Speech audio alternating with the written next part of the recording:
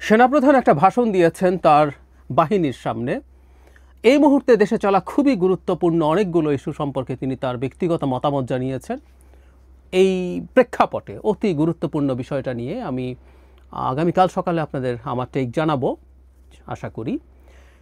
In fact এত রাতে আরেকটা ভিডিও আমি আপলোড করছি। আসলে এই ভিডিওটা একটু আগে রেকর্ড করা ছিল, মানে গত কয়েকদিন থেকে সমানে বাংলাদেশে সামরিক অভ্যুত্থান হয়ে যাচ্ছে, ডক্টর ইউনূসের সাথে সেনাপ্রধানের দূরত্ব অনেক বেড়ে গেছে, এরকম নানান জল্পনা কল্পনা গুজব চলছিল। এটা পরবর্তীতে ভারতীয় মিডিয়ায় যখন প্রচুর ট্র্যাকশন পাচ্ছে তখন আসলে ভিডিওটা করেছিলাম, কিন্তু এর মাঝে আবার এই জনাব ইশরাক হোসেন এবং এনসিপি এই সে সংঘাত এগুলো নিয়ে কথা বলতে বলতে আপলোড করা হয়নি। যাই হোক, আমি ওই ভিডিওটা আপলোড করছি। আর যেটা বললাম, যেটা অনেক জরুরি, সেটা হচ্ছে সেনাপ্রধানের বক্তব্য নিয়ে আশা করি কাল আপনারা আমার টেক জানতে পারবেন। প্রায় প্রতি রাতেই এই ধরনের কথাবার্তা সোশ্যাল মিডিয়ায় ঘুরে বেড়ায়। বাংলাদেশে কি একটা সামরিক অভ্যুত্থান হতে যাচ্ছে, বা সেনাবাহিনীর ভেতরে কি খুব খারাপ কিছু ঘটতে যাচ্ছে? ডক্টর ইউনূসের সাথে সেনাপ্রধানের সম্পর্ক কি একেবারে তলানিতে চলে এসছে? মানে এটা শুধু গুজবের পর্যায়ে থাকলেও মনে হয় খুব সমস্যা ছিল না। এই ধরনের গুজব এই ধরনের ভোলেটাইল পরিস্থিতিতে হয়তো খুব অস্বাভাবিকও না। শেখ হাসিনা পতনের পর এক সময় শোনা যেত, মাঝে একটা স্টেবল অবস্থা ছিল, কিন্তু এটা আবার শুরু হয়েছে। আমি তারপরেও এটাকে এত সিরিয়াসলি নিচ্ছিলাম না, কিন্তু এখন সিরিয়াসলি নেওয়ার একটা কারণ আছে। সেটা হলো আমাকে ব্যক্তিগতভাবে কয়েকজন মানুষ যারা সচেতন, যারা রাজনীতি বোঝেন, রাজনীতি বুঝতে চান, রাজনীতি করেন, এই ধরনের মানুষও এই ধরনের ঘটনার সত্যতা আছে কিনা সেটা জানতে চেয়েছেন। আমরা এখানে যোগ করব, সম্প্রতি ভারতের মিডিয়াতেও এটা নিয়ে আলাপচারিতা শুরু হয়েছে। এই যে এই ভিডিওটা আপনারা যদি দেখেন, সেখানে দেখবেন একই ধরনের আলাপ যেটা বাংলাদেশে বেশ কয়েকদিন থেকে ঘটছে। সামাজিক মাধ্যমে খুবই প্রভাবশালী কয়েকজন মানুষ এই আলোচনাগুলো মানুষের সামনে আনছেন, এবং তাদের কথা একটা খুব বড় অংশের মানুষ, তাদের ভিউয়ারদের মধ্যে সবাই না হলেও একটা বড় অংশ বিশ্বাসও করেন। ফলে এই আলাপগুলো চলছে, এবং আমি বিশ্বাস করি বাংলাদেশের সামনে আমাদের যে সময়টা অপেক্ষা করছে তাতে এই ধরনের আলাপ, এই ধরনের পরিস্থিতি খুবই খুবই অ্যালার্মিং। ধরুন ভারতের ভিডিওটাতে যেটা বলা হয়েছে, আমি কন্টেন্টটুকু একটু বলি। আমরা বিশ্বাস অবিশ্বাস পরে, কিন্তু আমি বারবার বলছি প্রোপাগ্যান্ডারও একটা শক্তি আছে, এবং সেটা সমাজে মারাত্মক ধরনের অ্যানার্কি তৈরি করতে পারে। বিশেষ করে একটা রাষ্ট্রের সেনাবাহিনীকে যখন, বা সেনাবাহিনীর প্রধানকে যখন রাষ্ট্রের এক্সিকিউটিভ প্রধানের মুখোমুখি দাঁড় করানোর চেষ্টা হয়। এই ভিডিওটা যেটা দেখালাম সেটার হেডলাইনই তাই, যে ডক্টর ইউনূসের সাথে সেনাপ্রধানের খুবই সাংঘর্ষিক পরিস্থিতি তৈরি হয়েছে। এখানে যেটা বলার চেষ্টা করা হয়েছে সেটা হলো, নির্বাচন প্রশ্নে তাদের মধ্যে মতবিরোধ আছে ডক্টর ইউনূসের সাথে। সেটা হলো সেনাপ্রধান চাইছেন মানে যত দ্রুত সম্ভব নির্বাচন দিয়ে তিনি চলে যেতে চান, ব্যারাকে ফিরে যেতে চান, এবং অন্যান্য কমান্ডাররা তার সাথে আছেন। কিন্তু এখানে তারা বলার চেষ্টা করছেন, তাদের বক্তব্য বলছি, আমি এটাকে সঠিক কি ভুল সেই বিশ্লেষণে পরে যাচ্ছি। তারা বলার চেষ্টা করছেন, এবং এই প্রেক্ষাপটে যেটা হয়েছে, ডক্টর ইউনূস তার সাথে আরও দু একজন জেনারেলের নাম তারা বলছেন, সাথে আমাদের জাতীয় নিরাপত্তা উপদেষ্টাকে নিয়ে জনাব ওয়াকারুজ্জামানকে তার পদ থেকে সরিয়ে ফেলা হবে, বা এরকম একটা চেষ্টা আছে, এই কথা বলছেন। তার সাথে তারা যোগ করছেন যে যখন সেনাপ্রধান দেশের বাইরে সফরে ছিলেন তখন জাতীয় নিরাপত্তা উপদেষ্টার নিয়োগটা সেনাবাহিনীর মধ্যে উত্তেজনা বা অস্বস্তি তৈরি করেছে।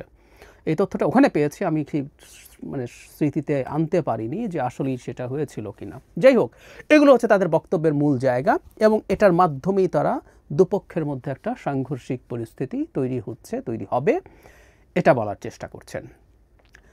আরও কিছু আছে যেগুলো খুব সিগনিফিক্যান্ট না, কিন্তু মোদ্দা কথাটা হচ্ছে এই, আমাদের এই দুই প্রধান ব্যক্তির মধ্যে সমস্যা তৈরি হয়েছে। আমি শুরু থেকে একটা কথা বলছি, সেটা হলো বাংলাদেশে বিদ্যমান প্রেক্ষাপটে আমাদের সেনাবাহিনী এবং সেনাবাহিনী প্রধানের একটা ভিন্ন জায়গা আছে। এটা সেনা শাসিত সরকার না, এটা ১/১১ না, এটা না, এটা কোনোভাবেই না, এবং ১/১১ ছিল আসলে একটা সেনা শাসিত সরকার। ওর সামনে সেনা শাসন আমরা এভাবেই বলবো, তার সামনে একটা সিভিলিয়ান ফেস রাখা হয়েছিল মাত্র, এর বেশি কিছু না।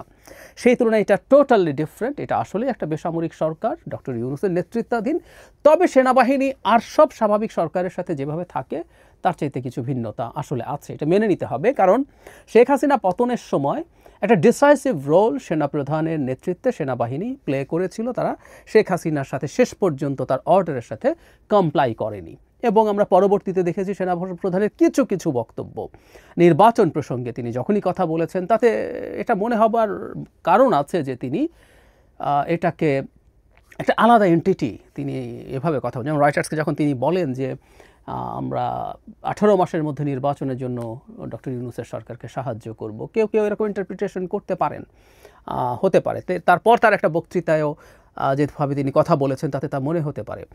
এটা সঠিক কি ভুল এই ডিবেট করা সম্ভব, কিন্তু আমি সেই জায়গায় না গিয়ে র্যাদার একটু এভাবে দেখতে চাই যে এটা একটা বিশেষ পরিস্থিতি। এই পরিস্থিতিতে আমরা তাকে একটা কিছুটা সেপারেটেড সরকারের সাথে দেখছি। এবং যেহেতু তিনি নির্বাচনের পক্ষে আছেন, যেহেতু তিনি আমাদের গণতান্ত্রিক ট্রান্সফরমেশনের পক্ষে আছেন, সেহেতু আমরা অন্তত তার এই অবস্থানটাকে সাধুবাদ জানাই। কারণ শেখ হাসিনা পতন এবং পালিয়ে যাওয়ার পর তিনি যদি ক্ষমতা নিয়ে নিতেন, আমি ধারণা করি খুব বেশি সমস্যা হতো না।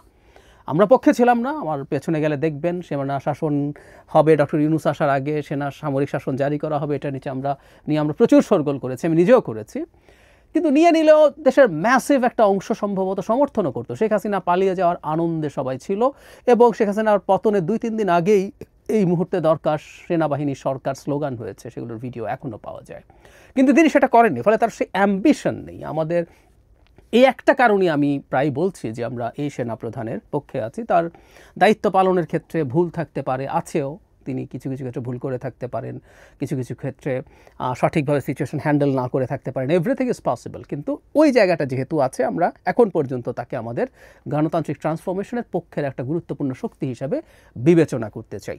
এটা আমাদের কাছে খুবই জরুরি। এটাই হয়তো কারো কারো কাছে সংকটের বিষয় হয়ে দাঁড়িয়েছে। শুধু সেটা না, আমি শুধুমাত্র এখানে আরেকটা বড় অ্যালার্মিং জায়গা আছে, এটা যে শুধুমাত্র সোশ্যাল মিডিয়া ভিত্তিক কিছু মানুষজন, গুরুত্বপূর্ণ ইনফ্লুয়েন্সাররা এগুলো করছেন তা না। আমি এনসিপির একজন খুবই গুরুত্বপূর্ণ নেতাকে, যিনি এক ধরনের থিঙ্ক ট্যাঙ্ক হিসাবে কাজ করে বলেই আমাদের কাছে পারসেপশন আছে, আমি তাকেও 2-1 দিন আগে সেনাপ্রধান এবং আমাদের প্রধান উপদেষ্টার মধ্যকার সম্পর্ক নিয়ে স্টেটাস দিতে দেখেছি। একই সাথে আমি এই রেফারেন্স টেনে আনবো জনাব আসিফ মাহমুদ সজীব ভূঁইয়া অত্যন্ত স্পর্শকাতর একটা সময়ে অত্যন্ত স্পর্শকাতর কিছু তথ্য পাবলিকলি এনেছেন। আমি স্মরণ করিয়ে দিতে চাই, সেই ইন্টারভিউতে তিনি আমাদেরকে জানিয়েছেন ডক্টর ইউনূসের সাথে, সেনাপ্রধানের সাথে ছাত্রদের মিটিংয়ের 4 ঘন্টার একটা মিটিংয়ের প্রধান সময়টাই ছিল ওনার ভাষ্য মতে 1/2 ঘন্টার মতো আদার্স ইস্যুজ নিয়ে কথা হয়েছে, কিন্তু প্রায় 4 ঘন্টার মধ্যে প্রায় পুরোটা সময় সেনাপ্রধান ডক্টর ইউনূসকে রেজিস্ট করেছেন। শেষ পর্যন্ত তিনি বুকে পাথর চাপা দিয়ে জনাব আসিফ মাহমুদের বক্তব্য অনুযায়ী এটা মেনে নিয়েছিলেন। এবং জনাব আসিফ মাহমুদ এই বক্তব্য পরবর্তীতে খুবই গুরুত্বপূর্ণ একজন ইনফ্লুয়েন্সারের সাথে অ্যালাইন্ড হয়ে করেছেন বলে তিনি নিজেই ক্লেইম করেছেন, তার বক্তব্যেই তাই ছিল।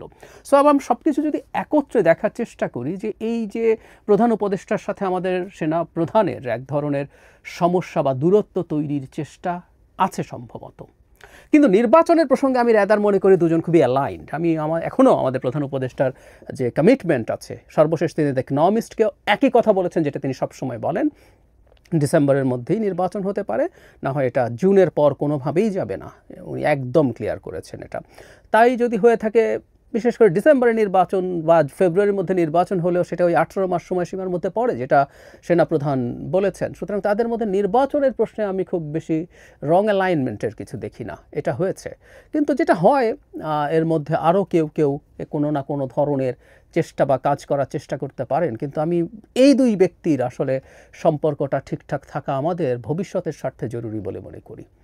এটাও সত্য, আমরা একটা সময় এই 2 জনকে খুবই নিয়মিত বসতে দেখতাম, ইদানিং খুব বেশি বসতে দেখা যায় না। যদিও গতকাল তারা একটা দ্বিপাক্ষিকভাবে না, গতকাল তারা একটা কমন মিটিংয়ে বসেছেন আইন শৃঙ্খলা নিয়ে, যেখানে 3 বাহিনী প্রধান ছিলেন, পুলিশ তো ছিলই, স্বরাষ্ট্র মন্ত্রণালয় সহ। কিন্তু আমরা আগে যে পরিস্থিতি ছিল সেই পরিস্থিতিটা এখন তুলনামূলকভাবে কম দেখা যায় বলে মনে হয়।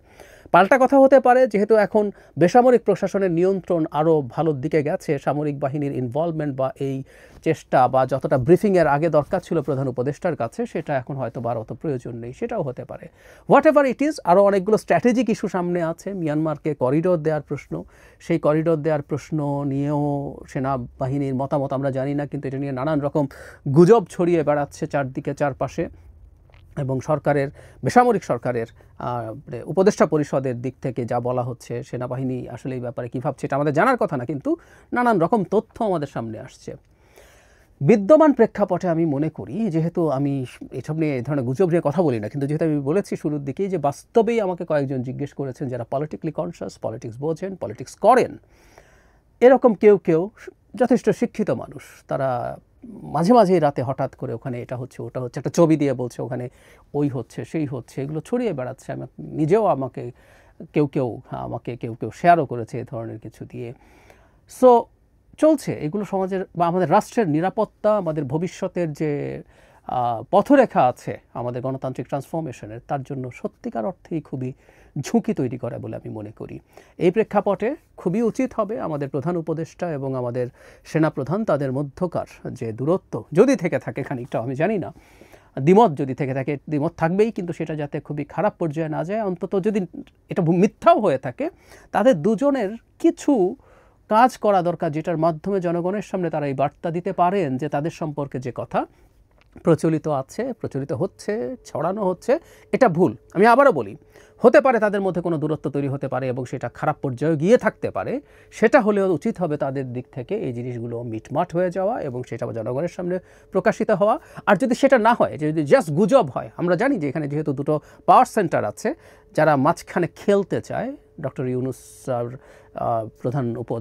সেনাপ্রধানের মধ্যে, যাতে তাদের কিছু ভেস্টেড ইন্টারেস্ট তারা ফুলফিল করতে পারে, সেরকম যারা খেলতে চায় তাদেরও উদ্দেশ্য থাকতে পারে যে সম্পর্কে সমস্যা নেই, কিন্তু তারা এটাকে স্প্রেড করছেন, এবং যেহেতু এই স্প্রেড করার টুল তাদের হাতে যথেষ্ট আছে, সেই ক্ষেত্রেও এই দুজনের উচিত হবে তারা তাদের সলিডারিটি আছে, তাদের আন্ডারস্ট্যান্ডিং ইজ ওকে, ইনট্যাক্ট, এটা জনগণের সামনে দেখানো এটা খুবই জরুরি বলে আমি মনে করি। না হয় গুজব যেভাবে ছড়াচ্ছে এটা আমাদের জন্য ঝুঁকির পরিস্থিতি তৈরি করবে। আর এইখানে যেটা হয়, এই পরিস্থিতিতে ভারতও খুবই আনন্দের সাথে মাঠে নেমে গেছে, এটা আর কন্টিনিউ করবে যদি আমাদের দিক থেকে এই জিনিসগুলোর মোটা দাগে একটা মিটমাট না হয়।